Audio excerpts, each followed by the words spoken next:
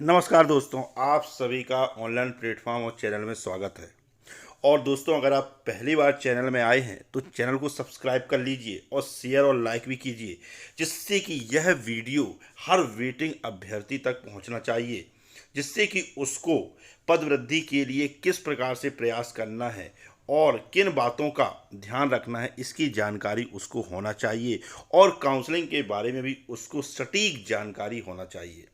तो दोस्तों, जैसा कि आप स्क्रीन में देख रहे हैं कि वर्ग एक की फर्स्ट काउंसलिंग हो चुकी है और जो मेरिट होल्डर थे, जो जिन्होंने परीक्षा में मेरिट में स्थान बनाया था, उनके ज्वाइनिंग लेटर भी जारी हो चुके हैं। अब है वेटिंग अभ्यर्थियों की बारी, जो सेकेंड काउंसलिंग की तैयारी में लगे हुए हैं कि कब सेकेंड काउंसलिंग होगी और उनकी वेटिंग क्लियर होगी। तो इसके लिए आपको मैं संपूर्ण जानकारी देने वाला हूं। आप वीडियो को पूरा देखिएगा, तभी आपको चीज़ें अच्छे से समझ में आएंगी। तो वर्ग एक सेकेंड काउंसलिंग, बहुत से वेटिंग अभ्यर्थी इस कंफ्यूजन में रहते हैं कि सेकेंड काउंसलिंग के आखिर मायने क्या हैं, कितने प्रकार की सेकेंड काउंसलिंग होती है और डीपीआई किस प्रकार से सेकेंड काउंसलिंग के नाम पर वेटिंग अभ्यर्थियों के साथ धोखा कर सकता है। इसकी पूरी जानकारी आपको होनी चाहिए, तभी आप अच्छे से पद वृद्धि के लिए प्रयास कर पाएंगे। तो देखिए, आपको मैं बताना चाहूँगा कि जो सेकेंड काउंसलिंग होती है वह दो प्रकार से होती है। किस प्रकार से? एक वो सेकेंड काउंसलिंग, जैसा कि आपने देखा होगा कि अभी मेरिट अभ्यर्थियों को ज्वाइनिंग लेटर जारी किए गए हैं, तो उसमें लगभग 3100 कुछ लोगों को ज्वाइनिंग लेटर जारी किए हैं और उसके बाद डीपीआई ने रिजेक्शन लिस्ट भी डाली है। जिन्होंने डॉक्यूमेंट अपलोड नहीं कराए उनकी भी डाली है, और जिन्होंने डॉक्यूमेंट अपलोड तो कराए थे लेकिन डॉक्यूमेंट वेरिफिकेशन में जो बाहर हो गए हैं, उनकी भी अपात्र कैंडिडेटों की लिस्ट जारी की है और होल्ड की भी जारी की है। तो होल्डों को भी समय दिया गया है कि भाई आप इस तारीख तक जो आपकी कमी थी डॉक्यूमेंट में उसको आप पूरा करें।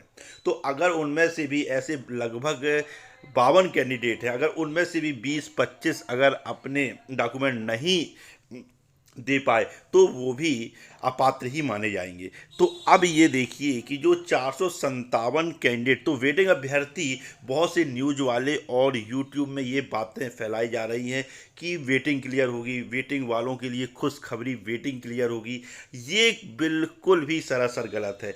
अरे 457 अगर वेटिंग क्लियर होगी तो वो जिस 16 सब्जेक्ट है, जिस कैटेगरी में वो वेटिंग क्लियर अपात्र हुए होंगे, उसकी एक आध दो वेटिंग क्लियर हो जाएगी। और कई कैटेगरी में अगर अपात्र घोषित नहीं हुएंगे तो एक वेटिंग भी क्लियर नहीं होगी। इस बात को वेटिंग अभ्यर्थियों को समझना चाहिए। और सब न्यूज वाले खुशखबरी खुशबरी के नाम से कि वेटिंग क्लियर होगी।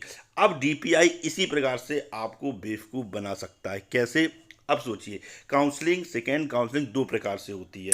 आपको पता है कि जो ये अपात्र हुए हैं 457, हो सकता है सेकेंड काउंसलिंग के नाम पर डीपीआई इतने ही कैंडिडेट, माने जो बाहर हुए हैं, उतने ही वेटिंग लिस्ट से उठा ले और दूसरी लिस्ट जारी कर दे और उसको सेकेंड काउंसलिंग का नाम दे सकता है। इस बात को आपको बारीकी से सोचना होगा कि सेकेंड काउंसलिंग के नाम पे वो सिर्फ जो ये अपात्र कैंडिडेट बाहर हुए हैं उन्हीं को वेटिंग लिस्ट से उठाकर भर्ती प्रक्रिया को पूरी कर दे और बोल दे कि सेकेंड काउंसलिंग हमने करा दी। एक तो इस प्रकार से डीपीआई आपको देगा, और इस प्रकार से अगर सेकेंड काउंसलिंग डीपीआई करता है तो वेटिंग अभ्यर्थियों के साथ बहुत बड़ा धोखा होगा और बिल्कुल भी वेटिंग क्लियर नहीं होने वाली है, ये आप ध्यान रखिएगा। और दूसरी सेकेंड काउंसलिंग जो होती है वो होती है पद वृद्धि के साथ, कि जो ये अपात्र तो खाली हुए हैं, ये तो ठीक है, ये तो वेटिंग लिस्ट से उठाए जाएंगे, लिए जाएंगे, लेकिन उसके साथ ही और वेटिंग जो योग्य टीचर हैं, जो वेटिंग में चले गए हैं आपकी गलती के कारण, नाम मत के पदों में भर्ती निकालने के कारण, उन अगर आप पदवृद्धि करते हैं तो ही उनकी वेटिंग क्लियर होने की संभावना है, नहीं तो वेटिंग क्लियर होने की बिल्कुल संभावना नहीं है अगर पदवृद्धि नहीं होगी। तो पहली काउंसलिंग कैसी होती है? सेकेंड काउंसलिंग की जो अपात्र हैं उसी के आधार पर वेटिंग लिस्ट से उठा ले और बोल दे कि सेकेंड काउंसलिंग हो गई है। और दूसरी सेकेंड काउंसलिंग कैसी होती है कि हर सब्जेक्ट में जितने 16 सब्जेक्टों में परीक्षा होती है उसमें पदवृद्धि कर अधिक से अधिक संख्या में वेटिंग क्लियर किया जाए। जैसे 10,000 पदों में 5,000, 10,000, 15,000, 20,000 जितने पदों में वृद्धि होती है, यानी पदवृद्धि के साथ जो सेकेंड काउंसलिंग होती है वही वेटिंग अभ्यर्थियों के लिए वही काउंसलिंग होना चाहिए, तभी आपकी वेटिंग क्लियर होगी। नहीं तो वेटिंग क्लियर होने का कोई रास्ता नहीं है। मैंने इसके पिछले वीडियो में भी आपको बता चुका हूँ, सिर्फ वेटिंग अभ्यर्थियों को अगर वेटिंग क्लियर कराना है तो सिर्फ एक ही रास्ता है, पदवृद्धि के साथ सेकेंड काउंसलिंग का होना। तो डीपीआई, अब ये डीपीआई बिल्कुल कर सकता है, इसमें कोई दो राय नहीं है कि ये जो जितने रिजेक्ट हुए हैं उन्हीं को उठा ले और सेकेंड काउंसलिंग का नाम दे दे, क्योंकि डीपीआई बहुत ही जल्द इस भर्ती को बंद करना चाहता है। तो इस बात का अपन को ध्यान रखना होगा। और पदवृद्धि कब संभव है? तब संभव है जब आप चाहते हो कि हमारी वेटिंग क्लियर हो और आप अपनी ताकत दिखाना चाहते हो। तो सभी वेटिंग अभ्यर्थियों को एकजुट होकर अपनी ताकत दिखाना चाहिए और अधिक से अधिक संख्या में, जैसे कि 20,000 पदों में वृद्धि के साथ सेकेंड काउंसलिंग की मांग रखनी चाहिए, जिससे अधिक से अधिक वेटिंग अभ्यर्थियों का भला हो सके। इस चीज़ को आपको ध्यान रखना बहुत ज़रूरी है, क्योंकि सेकेंड काउंसलिंग दो प्रकार से होती है, मैंने आपको बताया। अब आपको किस प्रकार से सेकेंड काउंसलिंग करानी है, तो जितने भी वेटिंग अभ्यर्थी हैं उनको पदवृद्धि के साथ सेकेंड काउंसलिंग करवाना बहुत ज़रूरी है।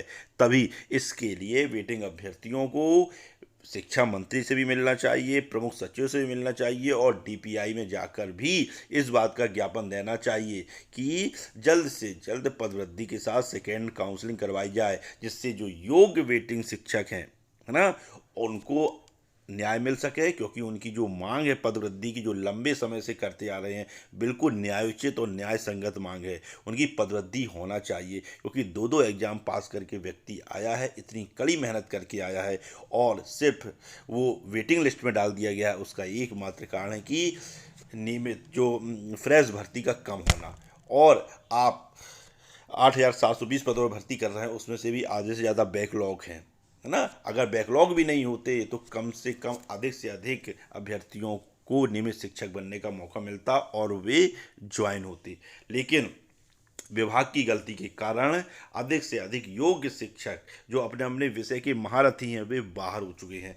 इसलिए आप लोगों को अपनी ताकत दिखानी होगी और अधिक से अधिक संख्या में, चाहे वो आज का जो ज्ञापन कार्यक्रम है, आज एक ज्ञापन कार्यक्रम रखा गया है पूरे मध्य प्रदेश में, सभी जिलों में, सभी जिलों के जो वेटिंग अभ्यर्थी हैं अपने अपने ज़िले में एकजुट होकर कलेक्टर को और डीओ ऑफिस में, माने जिला शिक्षा अधिकारी को ज्ञापन देना है, जिससे कि ये मांग प्रबलता के साथ भोपाल तक पहुंच सके। और इसके साथ ही जो वेटिंग अभ्यर्थियों का जो नेतृत्व कर रहे हैं आंदोलन के लिए, तो उनको भी जल्द से जल्द शिक्षा मंत्री से और प्रमुख सचिव से मिलना चाहिए और वेटिंग अभ्यर्थियों के बारे में उनकी क्या राय है, वो क्या विभाग क्या चाह रहा है, वेटिंग अभ्यर्थियों के बारे में क्या सोच रहा है, उनकी पदवृद्धि कर रहा है कि नहीं कर रहा है इस बारे में। और अगर कर रहा है तो बहुत अच्छी बात है, और नहीं कर रहा है तो आपको अपनी ताकत भोपाल में शांतिपूर्वक आंदोलन के तहत आपको अपनी बात रखनी होगी, क्योंकि आपकी जो मांग है वो न्याय संगत है, न्यायोचित है और आपकी बात बिल्कुल मानी जाएगी। लेकिन कब मानी जाएगी? क्योंकि ये लोकतंत्र है, तभी मानी जाएगी जब आप अधिक से अधिक संख्या में एकजुट होकर भोपाल में आप अपनी ताकत दिखाएंगे। तो बिल्कुल आपको शिक्षा मंत्री भी मिलने बुलाएंगे और हो सकता है वो आपसे मिलने भी आएँ। लेकिन वो कब संभव है? वो तब संभव है जब आप 8 से 10,000 जो वेटिंग अभ्यर्थी हैं वो भोपाल, जब भी आंदोलन होता है तो भोपाल पहुंचना है और अपनी ताकत दिखाना है। इस चीज़ को आपको ध्यान रखना होगा। और ये मौका, वेटिंग अभ्यर्थी, ये मौका अगर आपके हाथ से चला गया तो दोबारा ये मौका नहीं मिलने वाला है। इसलिए आपने दो दो एग्ज़ाम पास किए हैं, अपनी ताकत दिखाइए और अधिक से अधिक संख्या में आप पदवृद्धि के लिए प्रयास कीजिए एकजुट होकर। बिल्कुल 20,000 पदों में भी वृद्धि होगी अगर आपने अपनी ताकत दिखा दी। तो इस चीज़ को आपको ध्यान रखना है कि सभी वेटिंग अभ्यर्थी आज के ज्ञापन कार्यक्रम को सफल बनाएं, सभी जिलों में अधिक से अधिक संख्या में ज्ञापन दें, जिससे कि आपकी मांग प्रबलता से उठ सके। और इसके बाद शिक्षा मंत्री और प्रमुख सचिव से मिलने के बाद उनका क्या रुख है, उसके बाद आगे की रणनीति नेतृत्वकर्ता बनाएंगे और उन आपको कंधे से कंधा मिलाकर आपको साथ देना है नेतृत्वकर्ताओं का। इस चीज़ को आपको ध्यान रखना है, क्योंकि उनकी ताकत भी आपसे है ना। उनकी ताकत तभी बढ़ती है जब उनके पीछे हजारों की संख्या में संख्या बल होता है। तो इस चीज़ को आपको ध्यान रखना है। तो सभी वेटिंग अभ्यर्थियों को कौन सी सेकेंड काउंसलिंग करानी है? पद वृद्धि के साथ सेकेंड काउंसलिंग आपको करवानी है। इस चीज़ को ध्यान रखिएगा। और बहुत ही जल्द वेटिंग लिस्ट भी जारी हो सकती है, इसलिए आपको अधिक से अधिक संख्या बहुत ही जल्द शिक्षा मंत्री और प्रमुख सचिव से मिलना चाहिए और अपने पदवृद्धि की बात करना चाहिए। जय हिंद, जय भारत।